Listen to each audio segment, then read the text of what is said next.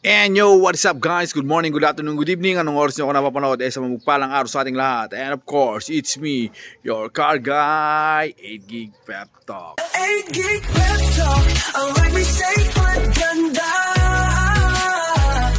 Di bale ng second hand, basta'y panalo ka. Ayan. So, ayun, after 3 days, magmula nung pinost natin ito, napakaganda ng mga feedback galing doon sa mga viewers natin. At syempre, ayan, may mga nagre-request na gusto nilang makita yung makina, gusto nilang mapaandar. So, ayan po yung gagawin natin ngayon. Papakita natin kung gaano kaganda yung tunog ng makina para makasigurado kayo, yung mga talsik, yung mga usok, yung mga blow by, yung mga overheat, at syempre yung tambutso. Ayan, gagawin po natin yan. So, ayun, tara. Samahan nyo ako at i-review natin tong sasakyan na ito. Tara na sa 8 Gig Pep Talk Garage Quality Second Hand. Parang bago sa paningin. Dito, sigurado, wala kang talo.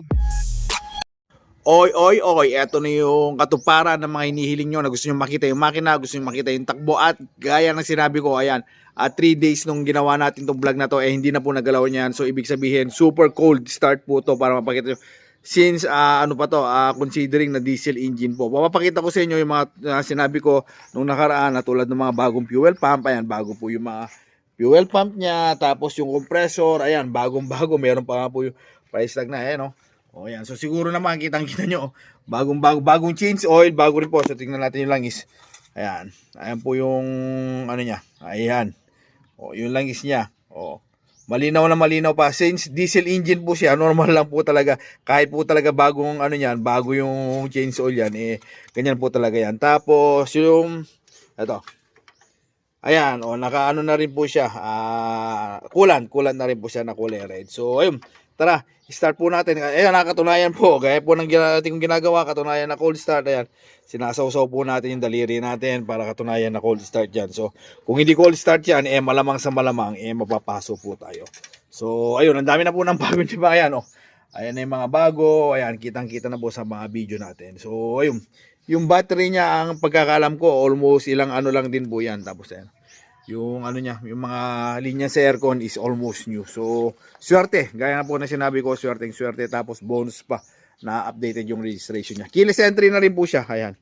So, ayan, pindot-pindot lang po siya. Clock. Open. Makikita niyo po, umiilaw po lahat yan. So, sa mga ilaw, wala nang po problema. All working po siya. So, tara! Buksan po natin yung loob. At syempre, kung hanggang ngayon, nanonood ka at ganito yung mga hinahanap mong video, baka naman pwede mo i-comment kung taga-saan ka. Nang sa ganun naman, malaman natin kung hanggang saan nakarating ang ating video. At syempre, sa mga kababayan nating OFW, kung saan man po kayong banda ng mundo, maraming salamat po sa suporta, lalo na po sa mga Saudi Arabia. Ayan, parte ng Saudi Arabia, kung saan mo po kayo sa Saudi Arabia, mag-ingat po kayo lagi, lalo na may dinadaanan po tayong gera. So, ayun, sa mga kababayan din natin dito sa Pilipinas, kabayan, baka balang araw naman, baka gusto nyo akong pasyalan at sa ganun, makapili kayo, makikita kayo, at sana, sa akin yung makuha ang sasakyan pinapangarap nyo. So, tara! Na po natin patagalin, gaya na sinabi ko. So, yun, keyless entry. Pasukin natin. Ayan po. Okay. So, eto na po siya. Yung mileage nito hindi na accurate kasi sira nga po yung niya, yung actually pasensya na po, last vlog nang nasabi ko RPM, actually yung speedometer po yung sira niya. So pero wag po kayo mag-alala, ayan, naka-convert naman na po diyan. So tara, start na po natin. Cold start po to, mind you, super cold start po to. 3 days po hindi siya nag-start. So hopefully naman sana, ayan, kasi first time din natin i-start. Ayun. Tapos ayan po yung gasolina, may kalahati pa.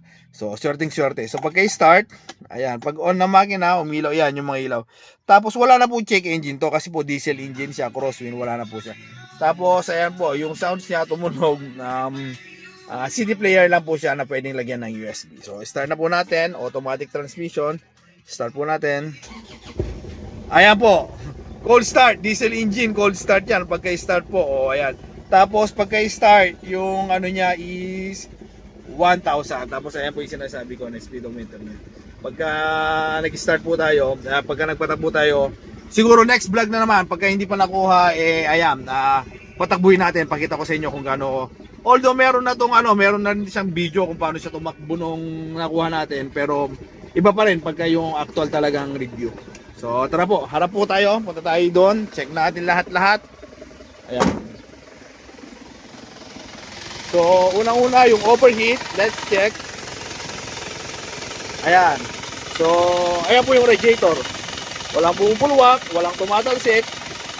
Ayan, kayo na po yung umusga. Kung sa tingin nyo may mali, may ano, pwede yung i-comment. Lalong-lalo na, kaya po na parati ko sinasabi, hindi po tayo mekaniko.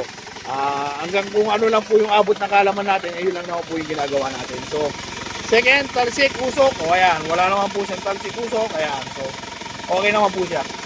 Okay na okay. Ayan, so, may konti. Ayan, ayan. So, pasok natin. Okay naman po. May konting usok. Siguro, I don't know, siguro during cold start or ano man yan. Pero, mas prefer ko po siguro, ayan, magdala na lang kayo ng mekaniko, pero 101% all goods naman po itong makina. So, goods na goods po yan. Since diesel engine, guarantee naman po yan, since na ano rin po ng may-ari nito. So, ayun, tapos yung mga yan yung mga gulong niya, ayan, tapos yung tabutso. Try natin kung may usok yung tambutso. Hanapin natin tambutso. Ayun. Ayan po yung tambutso natin. So, ayan po. Okay naman po. May mga may konting usok since cold start. Tapos, ayun nga. Medyo matagal na na naka-stock. So, pagkakalam ko, sa diesel, pagka ganyan, normal lang naman po. Wala naman po talaga problema yan. Pero ayun, gaya nga po ng parati kong sinasabi, na pagka bibili kayo ng second hand car, mas mainam na kukuha kayo ng mekaniko, nang sa ganun, mas maipaliwanag niya sa inyo. Kung sa tingin nyo hindi maganda, wala naman pong sapilitan. Ayan. Para wala pong sisiyan na pagkakuha na natin ng sakyan, ayun, nababalik po sa atin yung sisi. Pero as much as possible, ang pagkakaalam ko, maayos po ito, malayo-layo rin po nung kinuha namin to, tinest drive. Ginawa ko naman po lahat ng kakayahan ko para sa all goods naman po siya. So, ayun, wala naman po siyang talsik. Ayan, wala naman po talsik yung stick. So, ayun. Ayan naman po yung sasakyan natin. So, ayun, kaya na po yung balang musga kung okay sa inyo or kung hindi. Ayan po, ulitin ko po. 2003, Isuzu Crosswind, diesel engine, automatic transmission, updated yung registration, bago yung 4 na gulong, bago yung fuel pump, bago yung compressor.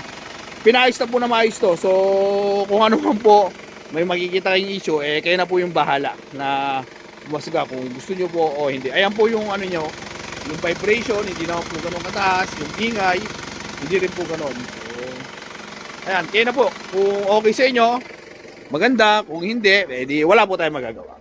So, ayun. Ayan na po yung sakyan natin. So, dito na rin po tayo magtatapos. Hanggang dito na lang po tayo mga ka-Pep Talk. God bless everyone. Mabuhay ka hanggang gusto mo. See you on my next vlog. Maraming salamat po sa support na pinapakita nyo. At syempre, ayan. Kung interested, lahat po ng details ilalagay ko po rito. Napakaganda, napakalamig ng aircon. Makinis po yung loob at labas. Ayan. Ayan na po yung musga. Bye-bye!